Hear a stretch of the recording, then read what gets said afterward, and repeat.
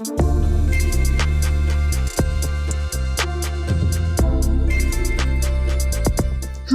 welcome back to Mali Delala YouTube channel.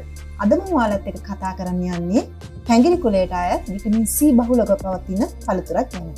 ඒ තමයි lime.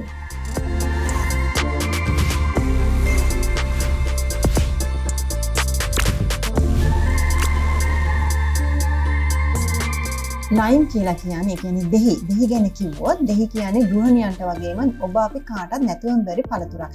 ඒ මොකද කියලා කියනවා නම් මේක බෙවරේජ් වලට ගන්නවා, ඩෙසර්ට් වලට, අපේ සාමාන්‍ය ජීවිතේ අපි හැම දෙයකටම මේ දෙහි පාවිච්චි කරනවා.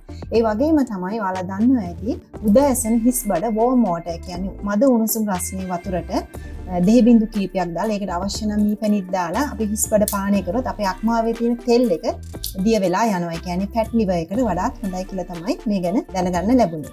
සාමාන්‍ය ප්‍රමාණයේ දෙහි ගෙඩියක ඒ කියන්නේ ග්‍රෑම් 67ක් වගේ තියෙන සාමාන්‍ය ප්‍රමාණයේ දෙහි ගෙඩියක කැලරිස් 20ක් තමයි සඳහන් වෙන්නේ පරීක්ෂණ වලට අනුව.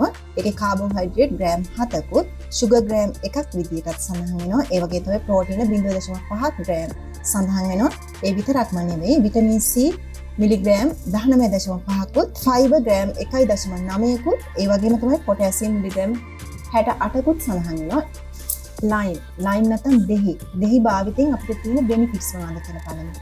විශේෂයෙන්ම කියන්න ඕනේ අපේ විටමින් C මේක සංඝටකයේ වැඩිපුර තියෙන නිසා ඇන්ටිඔක්සයිඩ් එකක් විදිහට ක්‍රියා කරන නිසා ඉමුනිටි සිස්ටම් එක බූස්ට් කරනවා. ඒ වගේම තමයි අපේ ආහාර ජීර්ණ ක්‍රියාවලිය වේගවත් කරනවා.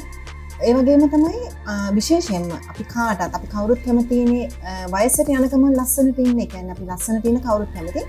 අපේ ස්කින් එක ග්ලෝ කරගන්න, ඒ වගේම තමයි අපේ UV කිරණ වලින් ඒ කියන්නේ sun damages වෙනවා. ඒ වලින් ආරක්ෂා වෙන්න විටමින් C ගොඩාක්ම අවශ්‍ය දෙයක් තමයි. අපි කාටත්ම රූපලාවන්‍යයේදී නැතිවම බැරි දෙයක් තමයි මේ ලයිම් කියලා කියන්නේ. ඒ කියන්නේ ලයිම් වල විටමින් C අන්තර්ගත නිසා මේක නැතිවම බැරි දෙයක් වලටපත් වෙනවා.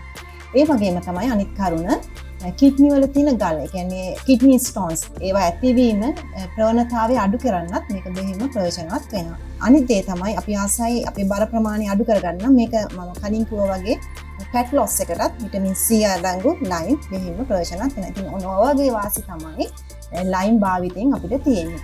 එහෙමනම් ඉතින් ওই පොඩි ප්‍රමාණයක් ගැන පොඩි තොරතුරු බිඳක් විතරයි මම ඔයාලට දුන්නේ. ඉතින් එහෙමනම් අමතක කරන්න එපා නිමාලි තෙල්වල YouTube channel එක subscribe කරන්න. ඒ වගේම වෙනදා වගේම ඔයාලගේ අදහස් comment share කරන්න මාත් එක්ක අදහස් යෝජනා මොන හරි තියෙනවනම්. ඉතින් එහෙමනම් නැවතත් ලස්සන වැඩසටහනකින් හම්බ වෙනකන් ගිහින් එන්න. bye.